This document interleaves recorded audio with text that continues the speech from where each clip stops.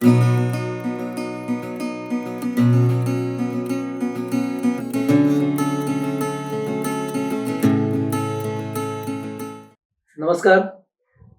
Voice of गोयच्या तरंग या सिरीजच्या आजच्या या भागामध्ये मी मंदार जोग आपल्या सर्वांचं खूप खूप स्वागत करतो.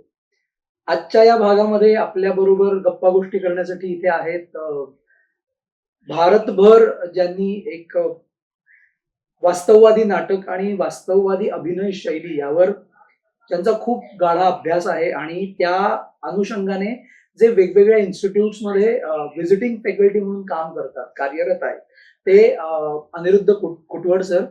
नमस्कार. सर, तुमचं खूप खूप स्वागत. कुटवड सरांची थोडक्यात अगदी ओळख करून द्यायची तर कुटवड सर हे नॅशनल स्कूल ऑफ ड्रामाचे एल्युमनाय आहेत. तिथून त्यांनी नाट्य प्रशिक्षण घेतलं आणि त्यानंतर विविध अंगांनी नाटक या विषयाचा अभ्यास करून त्यांनी वास्तववादी अभिनय शैलीचा अभ्यास करून ते आज त्याचा प्रचार प्रसार आणि त्याचा उपयोग कशा पद्धतीने करावा किंवा करता येईल हा विषय घेऊन वेगवेगळ्या इन्स्टिट्यूट्समध्ये ते कार्य करतात. तर त्यांच्याशी काही प्रमाणात आज आपण गप्पा करणार आहोत. सर, पहिला अगदी साधा प्रश्न हो. जो आम्हा सगळ्यांनाच खरं तर महत्वाचा वाटतो की तुमच्या एकंदर नाट्य प्रवासाला सुरुवात कशी झाली, म्हणजे तो काय हे नाटकाचं वेळ सुरू कसं झालं, तर त्याबद्दल अगदी आपण बोलू. हो. आणि थोडक्यात तुम्ही हे कधी ठरवलं की नेमकं बाबा आता नाटक हाच विषय घेऊन मला पुढे जायचं, करिअर करायचं आहे असं. खरं तर मला लहानपणीच खरं तर नाटकाची ओळख झाली. ते म्हणजे मी पुण्यातील श्री गोपाळ हायस्कूल या शाळेमध्ये शिकत होतो. त्यावेळेला आमच्या मराठीच्या बाई, त्यावेळेला मी बाई म्हणायचो, आता मॅडम म्हणायची परंपरा आली.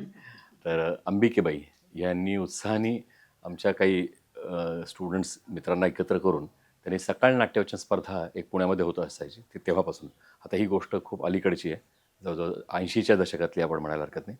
तर त्यावेळी त्यांनी आम्हाला त्या स्पर्धेसाठी म्हणून सगळ्यांना एकत्र केलं आणि साधारण मी 7वीत असेल त्यावेळेला. आणि त्यानिमित्तानं पहिल्यांदाच असं काहीतरी एक वेगळं फील्ड कळत तोपर्यंत मला वक्तृत्व स्पर्धा आणि इतर काही त्याच्या अनुषंगाने म्हणजे असणाऱ्या सोलो परफॉर्मन्स वगैरे हे तोपर्यंत लक्षात म्हणजे शाळेमध्ये व्हायचं. पण एक ग्रुप ॲक्टिव्हिटी म्हणून असं काही होतं हे आम्हाला पहिल्यांदा इंट्रोड्यूस झालं. आणि त्या स्पर्धेला काही परीक्षक आले होते पुण्यातले आणि त्यातले माधव वझे सर आणि वासुदेव पाळंदे सर हे पण होते. तर त्यांचा स्वतःचा एक थिएटर ग्रुप आहे पुण्यामध्ये, जागर पुणे म्हणून. तर त्यांनी ह्या स्पर्धेनंतर जे काही त्यांना काही असं वाटलं की अरे काही विद्यार्थ्यांना आपण आपल्या ग्रुपमध्ये आमंत्रित करूयात, तर तशा पद्धतीने त्यांनी आम्हाला त्या ग्रुपमध्ये सामील करून घेतलं. आणि मला म्हणजे नकळतपणेच मी त्या नकळत नाटकाची ओळख होत गेली. आणि साधारण 10वीपर्यंत मी त्या ग्रुपबरोबर सलग काम करत होतो. मग त्यातून मग बालनाट्य ह्या प्रकारामध्ये सुद्धा त्यांचं विशेष असं होतं त्या ग्रुपचं की प्रसंगनाट्य स्पर्धा आणि प्रसंगनाट्य याच्यावरती ते खूप काम करायचं आहे की. आणि प्रसंगनाट्य कुठेतरी आपल्या जगण्याच्या काही आयुष्यातल्या काही छोटे मोठे काही प्रश्न असतील त्याला असे काही विषय घेऊन त्याच्यावरती ते प्रसंगनाट्य उभारणी करायचं आहे. तर तिथे कुठेतरी हळूहळू मग त्यावेळेला हे शब्दच माहिती नव्हता वास्तवात, पण कुठेतरी लक्षात आलं अरे यांचं नाटक इतर नाटकापेक्षा वेगळं. आणि तोपर्यंत इतर जी नाटकं होत होती बालनाट्य म्हणून ती मग फॅन्टसी ओरिएंटेड, म्हणजे राजकुमार परी अशाच धर्तीची असायची. आणि त्याच्यामध्ये हे काहीतरी एक वेगळं करू बघतात, लहान म्हणजे मुलांच्याच भावविश्वातलं सगळ्या जवळच्या अनुभवावरती आधारित नाटक करू बघतात. आणि त्यातून मग एक गोडी निर्माण झाली. मग पुढे मी मॉडर्न कॉलेजला ॲडमिशन घेतली, तिथे आर्ट्समध्ये होतो. तर तिथे त्यावेळेला पुरुषोत्तम करंडक एकांकिका स्पर्धा आमच्या पुण्यामध्ये खरं मोकळेपणे सांगायचं तर स्पर्धा कधीच सुटली नाही. म्हणजे स्पर्धेमुळेच गोडी लागली, पण त्याचे नंतर पण दुष्परिणाम त्याच्या नंतर बोलेत.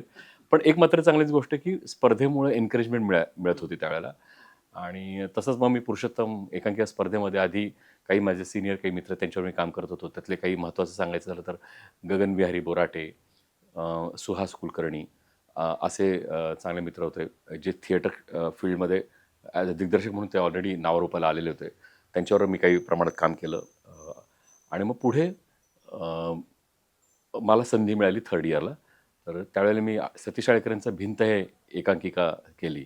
आणि पहिल्यांदा आयुष्यात मी नाट्य दिग्दर्शन हे केलं. तर हा एवढा सगळा सांगण्याचा भाग असा की त्या स्पर्धेचंच एक मोठं निमित्त असं झालं की जेव्हा ती स्पर्धा झाली त्याच्यामध्ये मी फायनल राऊंडला आमचं नाटक आलं वगैरे.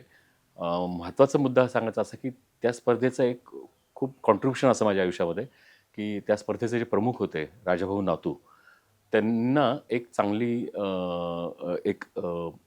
त्यांच्याकडे एक चांगलं एक प्रपोजल आलं होतं NSD तर्फे, नॅशनल स्कूल ऑफ ड्रामातर्फे दिल्लीत. तर त्यांनी असं त्यांना प्रपोजल दिलं होतं की दिल्लीतून आम्ही काही 20-एक विद्यार्थी घेऊन येतो पुण्याला आणि तुम्ही काही 20-एक विद्यार्थ्यांना सिलेक्ट असं 40-एक विद्यार्थ्यांचं आपण एक रेसिडेन्शियल सघन नाट्य शिबिर करूयात ऑर्गनाईज. आणि ते त्यांनी खूप मनावर घेतलं आणि त्यावेळेला त्यांनी पुरुषोत्तममधले हे जे फायनल राऊंडमधले आम्ही जे काही सगळेजण होते आलेलो होतो, लेखक, दिग्दर्शक आणि अभिनेते.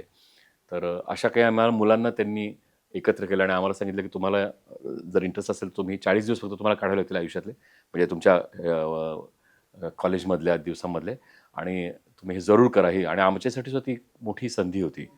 आणि त्यावेळेला मला पहिल्यांदा कळलं की राष्ट्रीय नाट्य विद्यालय अशी नावाची काहीतरी गोष्ट असते. म्हणजे मुळात नाटकाचं शिक्षण अशा इतकं फॉर्मली घेता येऊ शकतं आणि त्याचं एक नॅशनल लेवलवरती असं एक काम होतंय नाटकाचं. हे झालं साधारण थर्ड इयरला असताना मार्चमध्ये. मेमध्ये परीक्षा असते.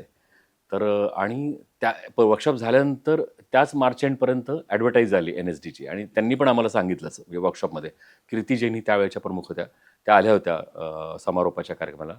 आणि त्यांनी त्या ह्याने आव्हान पण आम्हाला सगळ्यांना केलं होतं की आप ज़रूर सोचिए, अगर आप as a theatre as a career करना चाहते हैं और इसको सीरियसली सीखना चाहते हो तो NSD में अप्लाय करने के बारे में ज़रूर सोच सकते हो. आणि मग ते मलाही खूप आतून जाणवलं की अरे हे खरीच चांगली नामी संधी आहे आणि आपण करायला पाहिजे प्रयत्न.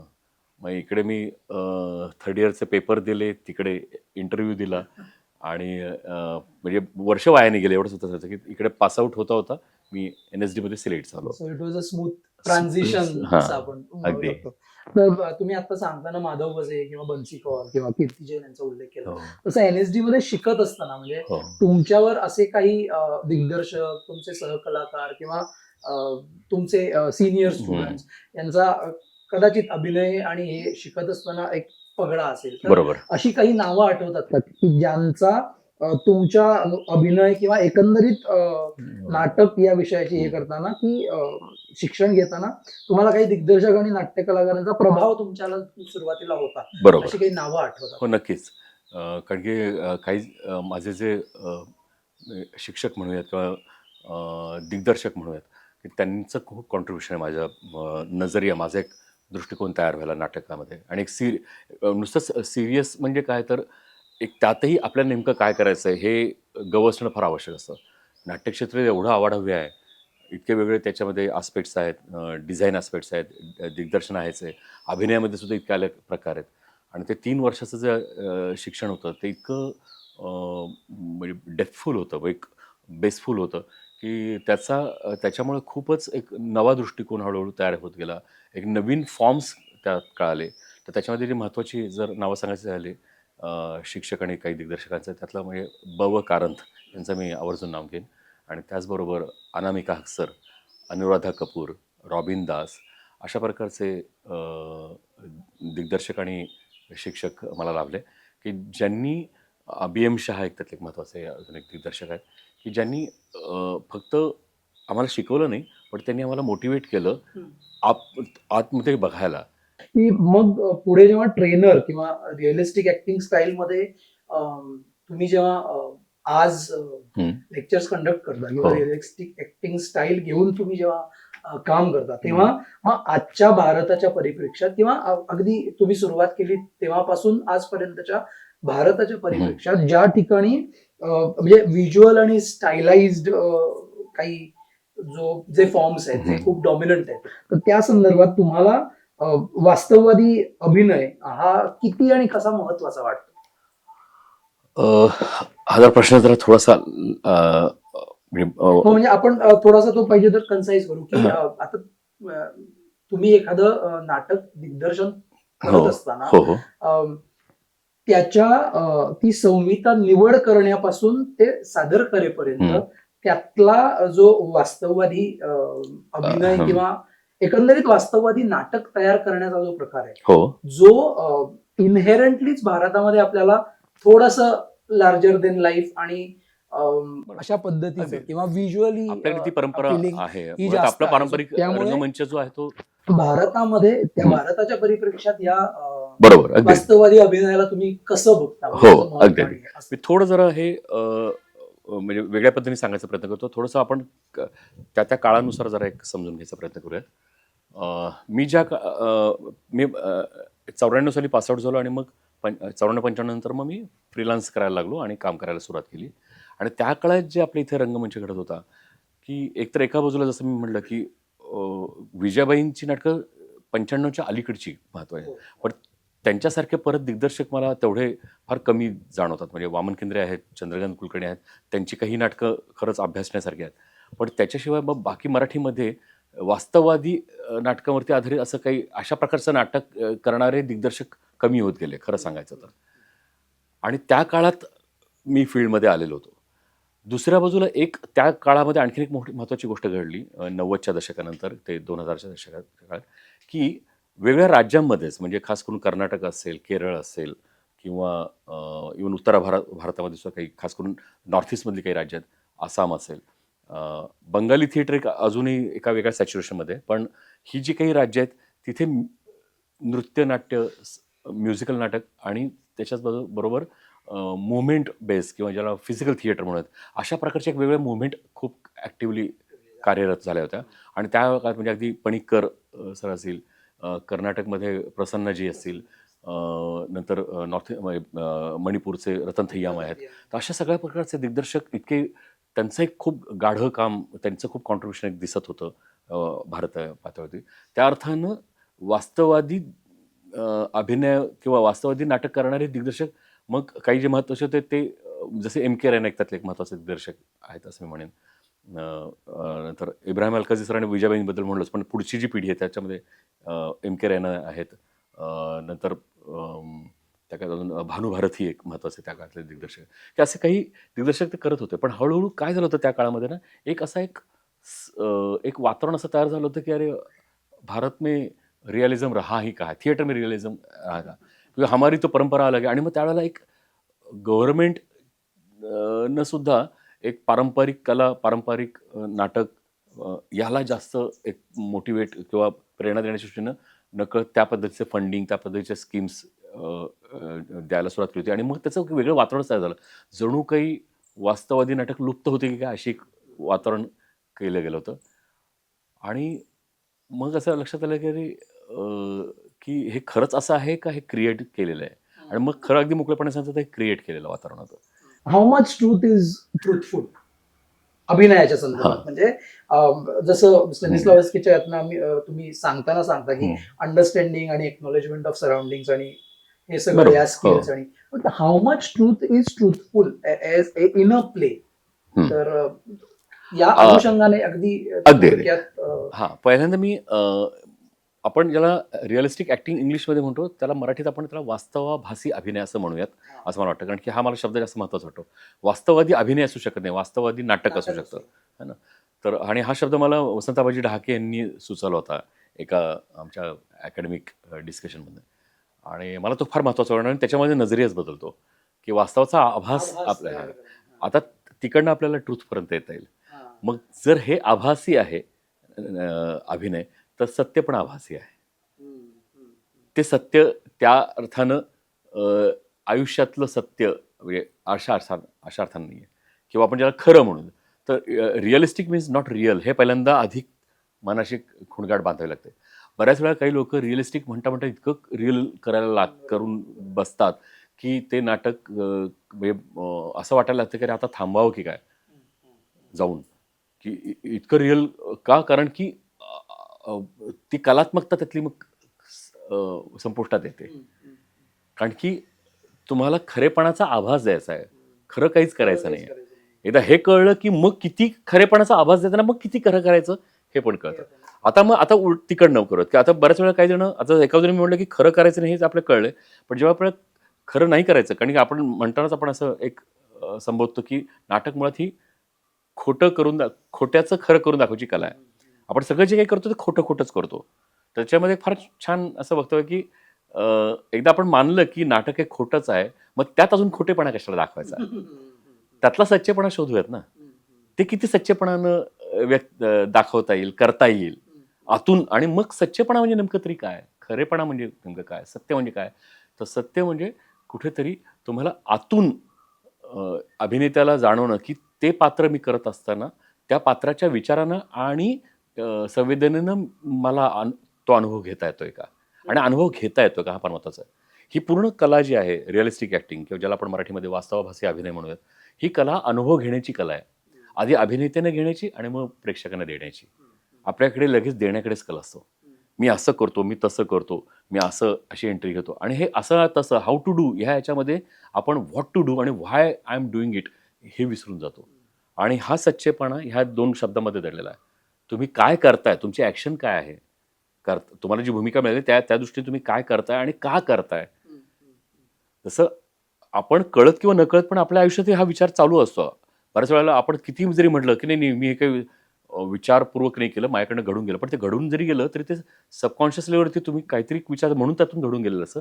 आता स्टॅनिस्लॉव्स्की असं म्हणतो, की हाच विचार कॉन्शियसली अभिनय करताना करायचा आहे. सबकॉन्शियस ॲक्टिव्हिटीचाच. आणि तेच बघायला तर प्रेक्षक येतो असं त्याचं म्हणणं आहे. किती सुंदर आहे.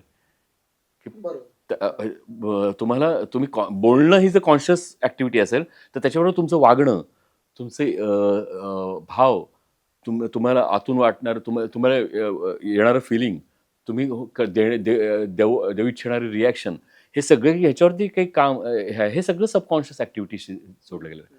आणि त्यातून मग तो सच्चेपणा त्यातून व्यक्त होतो. एखादं आपण आपल्या आयुष्यामध्ये सुद्धा एखादा माणूस खोटं बोलताना जे आपल्याला जाणवतो. थांबूया. हां. एखादा माणूस जेव्हा आपल्याला खोटं बोलताना केव्हा जाणवतो? कारण तो जास्त फॉर्मल आणि जास्त त्याला जास्त लक्षात ठेवावं लागतं, की माझ्या नाही, माझे हातवारे आणि माझे पाय चुकून खरं नाही बोलत आहेत ना. तो स्वतःला अजून सॉफिस्टिकेटेड आणि हे करतो. तर इथं आपण ज्या मराठीमध्ये असं म्हणतो ना, की खरं बोलणाऱ्याला काही घाबरायचं कारण असतं, तो खूप मनापासून बोलतो. पण पण इथं तर आता ही जर खोटी कला, आपण जर खोटं करण्याचीच कला आहे. पण तिथे कॉन्शियस व्हायचं कारण नाही असं म्हणतो तो. तो म्हणतो की उलट तुम्ही अजून खरेपणानं फेस करा त्या प्रसंगाला. आपल्या को ॲक्टरला फेस करा. आणि मग बघा ते जे त्यातनं जो काही प्रसंग घडेल तो सच्चेपणाच्या खूप जवळ जाईल. अशा अर्थानं त्या ट्रूथचं महत्त्व आहे असं वाटतं. सेन्सरशिपच्या संदर्भात आज ते काही खूप भीतीदायक असं वातावरण आहे. तर त्या सेन्सरशिप ही नाटकात किती, कशी आणि कशा पद्धतीने असावी याबद्दल तुमचे अगदी थोडक्यात पण तुमचे विचार जाणून घेणं या संदर्भात, एक दिग्दर्शक म्हणून, एक नाट्य कलाकार म्हणून आणि एक प्रशिक्षक म्हणून सुद्धा. कारण आम्ही एकाच बाजूने दिग्दर्शक असताना आपण एक ऑडियन्स असाही असतो, प्रेक्षक आणि अनुभव घेणारी असतो. त्या संदर्भात सेन्सरशिप या अर्थानं, आता सेन्सरशिप हा शब्दच मुळात असा आहे की ज्याला आपण गव्हर्नमेंटने लादले, कारण गव्हर्नमेंटचाच तो त्यांच्या काही त्यांनी जे काही नियम घालून दिलेले आहेत आपल्याला, त्यातला तो एक महत्त्वाचा एक विषय आहे. आलंय कारण तसंच, कारण जसं आधी ब्रिटिश गव्हर्नमेंट होतं, त्यांनी ह्या आपल्यावरती लादला आणि मग इंडियन गव्हर्नमेंटने तेच म्हणजे मी आपल्या पर्टिक्युलर नाटकासंदर्भात बोलतोय, मला इतर पण नाटकामध्ये सुद्धा ते काही त्यांनी नियम बदलले नाहीत. तेच जुने नियम आपल्यावरती परत पुढे. आता मी माझ्याच बाबतीत म्हणायचं झालं की मी एवढं काही वयाने त्या अर्थाने मोठा नाही, पण मी साधारण 30 वर्ष तरी माझा अनुभव आहे नाटकाचा ॲक्टिव्हली, म्हणजे ज्याला आपण किंवा आपण NSD नंतरचं आपण जर म्हटलं तर. पण त्यामुळे मी 30 वर्ष म्हणजे मी जवळजवळ 3 दशकं मी एक अनुभव, आणि मग त्याच्यामध्ये मी टप्पे बघितलेत सेन्सॉरशिपचे. मला आठवतंय एकतर पहिल्यांदा असं वाटायचं त्यावेळेला की हां, सेन्सॉरशिप असणं गरजेचं आहे. आणि ज्या पद्धतीने त्यावेळेला असं पण असायचं की नवीन स्क्रिप्ट लिहिलं असेल तर सबमिट करावं लागतं, मग त्याची चर्चा होते. आणि त्या भले तुमचे वैचारिक मतभेद असतील, पण तरीसुद्धा किंवा कधी-कधी ज्या आपण म्हणू की त्यांच्यामध्ये पण चर्चा होत असणार असं एक जाणवायचं. कारण त्यानंतर जेव्हा ते स्क्रिप्ट परत यायचं, त्याच्यात जे काही त्यांनी त्याच्यावरती प्रश्न पाठवलेले असायचे किंवा काही एडिट करा हे, तर त्याच्यावरती मग नंतर चर्चा पण होऊ शकायची. काही वेळेला तेवढा पण एक ओपननेस होता त्यावेळेला, की जे त्यातले सदस्य होते तर त्यांना भेटता यायचं, त्यांच्याशी बोलता यायचं. मग काही ज्याला आपण म्हणतो का, जसं आपण परीक्षकांकडे स्पर्धेनंतर मार्गदर्शन घेतो, तसं मार्गदर्शन घेऊ शकायचो. इतकं ते हेल्दी वातावरण होतं त्यावेळेला. त्यावेळेला त्याचा एवढा बाऊ नव्हता खरं सांगायचं. हे केव्हाची मी गोष्ट करतोय 90 ते 2000च्या काळातली करतोय. पण त्याही वेळेला एक जाणवायचं की अरे ही सक्ती तरी सुद्धा काय आहे? कारण तरी सुद्धा काही आपल्याला मनापासून काही जर विषय मांडायचा आहे आणि एक सामाजिक असेल, एक वैचारिक असेल, तर त्याला तो मोकळेपणा, अभिव्यक्तीचं स्वातंत्र्य जसं आपण म्हणतो तसं हे नाटकामधनं सुद्धा हा विषय मांडण्याची आपल्याला हे मिळावी.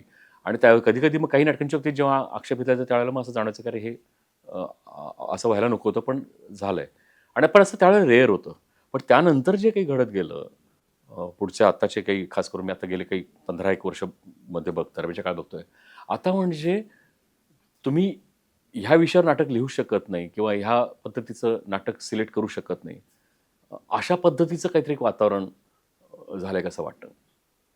आणि मग वैचारिक मतभेद हा त्यावेळेचा विषय असतो ना, की ज्यावेळेला समजा आपण दोघंही, तुझे काहीतरी विचार आहे, माझा एक विचार आहे, आणि आपण आपले मतभेद आहेत, पण तरी आपण एकमेकांशी डिस्कस करू शकतोय. पण आता असं आहे, की नाही, आम्हाला आम्हाला तो विचारच नको आहे.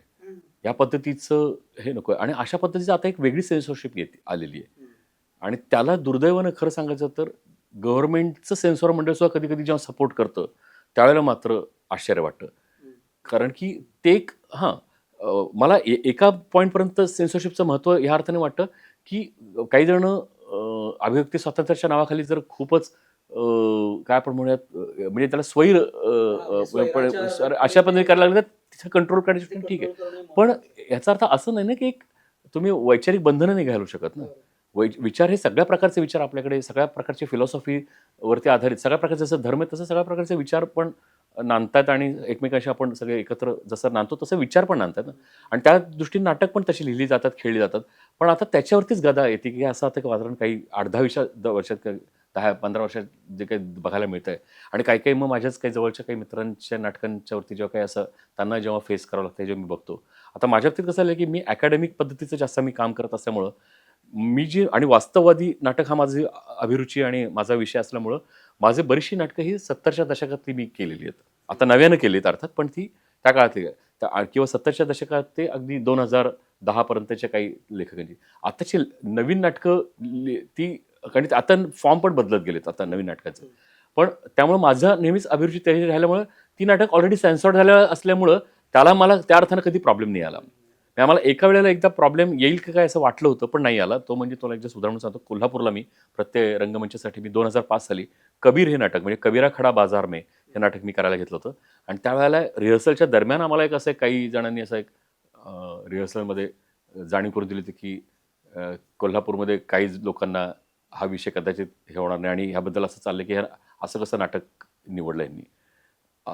पण काही झालं नाही. म्हणजे उलट ते प्रयोगही त्यांनी नंतर, म्हणजे मी असताना पण चांगले प्रयोग, त्याला हाऊसफुल प्रयोग झाले आणि नंतरही चांगला रिस्पॉन्स मिळाला त्यांना. पण एक असं असतं ना, की होईल की काय, वातावरण निर्मिती होईल की काय असं वाटलं होतं. असंच अजून एकदा मला एक अनुभव आला होता, तो म्हणजे काय डेंजर वारा सुटलाय. हे म्हणजे जयंत पवारांचं नाटक मी पहिल्यांदा व्यावसायिक रंगभूमीवरती मी केलं होतं. जयंत पवार यांनीच मला ती संधी दिली होती व्यावसायिक रंगभूमी करण्याची. आणि त्यावेळेला एक असं वातावरण, एक, कारण ते नाटकच इतकं कंटेम्पररी आणि इतकं रिलेव्हंट होतं. ते म्हणजे मुंबईमध्ये ज्या पद्धतीनं बिल्डिंगच्या बिल्डिंग रिकाम्या करून ती जागा काबीज करण्याचं एन्क्रोचमेंटबद्दलचं नाटक, आणि त्याच्याच बाजूने दुसऱ्या बाजूला मायग्रेशनबद्दल पण ते बोलतं, मायग्रेट होण्याबद्दल पण बोलतं. गरज म्हणून मायग्रेट होणं, आणि दुसऱ्या बाजूने बिल्डर्सने एन्क्रोच करणं, एक पूर्णच्या पूर्ण एरिया, पूर्णच्या पूर्ण एक ती काय म्हणतो सोसायटी. आणि त्याच्याविषयी ते नाटक होतं. आणि त्यावेळेला सुद्धा एक आम्हाला असं एक मला आणि जयंतला असं आम्हाला दोघांना यातून वाटत होतं, की कारण असं एक पद्धतीचं एक वातावरण, फीडबॅक आम्हाला मिळत होते, की हे नाटक कदाचित याचे प्रयोग ओपनिंगलाच ह्याला काहीतरी प्रॉब्लेम येऊ शकतो. अशी काही लोकं येऊ शकतात. आणि तोपर्यंत हे सुरू झालेलं होतं. कुठलं? आता हे केव्हाचं सांगतोय मी, 2011ची गोष्ट सांगतोय. 2011-12च्या दरम्यान मी नाटक केलं होतं. आणि त्यावेळेला काही अगदी रेअरली असं व्हायचं, पण अचानक एक झुंड काहीतरी येते व नाटक बंद करायला, आणि मग नाटक बंद होतंय. अशी जसं आपण, आणि आधी काही अशा रेअर घटना घडलेल्या होत्या ना, जसं सखाराम बाइंडर असेल किंवा हे पुढं काही महत्त्वाची काही मधली काही नाटकं. तसं ह्या नाटकामध्ये आम्हाला त्यावेळेला जाणवलं, वाटत होतं, की असं काही होऊ शकतं, कारण विषयच खूप, आणि डायरेक्ट मुंबईतलाच तो विषय होता. आणि काही त्या तत्कालीन पॉलिटिकल त्यातली काही लोकं पण त्यात इन्व्हॉल्व होती. पण तसं काहीच घडलं नाही, आश्चर्याने. म्हणजे त्यावेळेला तेही नाटक जवळ-जवळ आम्ही त्याचे 50 एक प्रयोग केले. तर सांगायचं काय, की आता मात्र जे काही दिसतंय ना, आता मात्र असं एक जाणवतं आजूबाजूला. आणि हे मला चुकीचं वाटतं की गव्हर्नमेंटच्या सेन्सर बोर्डांनी यांना सपोर्ट करण्याची गरज नाही ना. उलट त्यांनी कलाकारांच्या बाजूने उभं राहायला पाहिजे. किंवा लेखक असेल, दिग्दर्शक असेल, अभिनेते असेल, त्यांना हे केलं पाहिजे, एन्करेज केलं पाहिजे. आता उलट असं व्हायला लागलं की अरे त्यापेक्षा हा शब्द म्हणजे आता लेखक लिहिताना सुद्धा त्या विषयाला हात घालू की नको. अ, आणि मग हा सरळ सरळ पुरोगामी आणि प्रतिगामी अशा पद्धतीचा तो वाद आहे. तर खरं तर वेळ फार कमी आहे, पण तरी या एवढ्या अगदी फावल्या वेळेत आपण काही महत्वाचे मुद्दे अगदी थोड्याफार प्रमाणात चर्चेत आणू शकलो, यासाठी हे खरं तर फार महत्वाचं आहे. तर तुम्ही एकदम वेळ काढून आहे. व्हॉइस गोईस साठी आलात आणि ही चर्चा आज घडून आली, यासाठी सर्वप्रथम तुम्हाला खूप खूप धन्यवाद. तुमचा एक लॉंगर प्रशिक्षणाचा कार्य, हे प्रशिक्षण शिबिर किंवा अशा पद्धतीचं काम बघण्याची आणि त्यात सहभागी होण्याची आमची अनेकांची इच्छा आहे. ती लवकरच घडून येऊ अशी आशा व्यक्त करतो. आणि आज या झालेल्या चर्चेत तुम्ही खूप छान पद्धतीने उत्तर दिले, त्यासाठी खूप खूप धन्यवाद. थँक्यू. धन्यवाद. Thank you so much.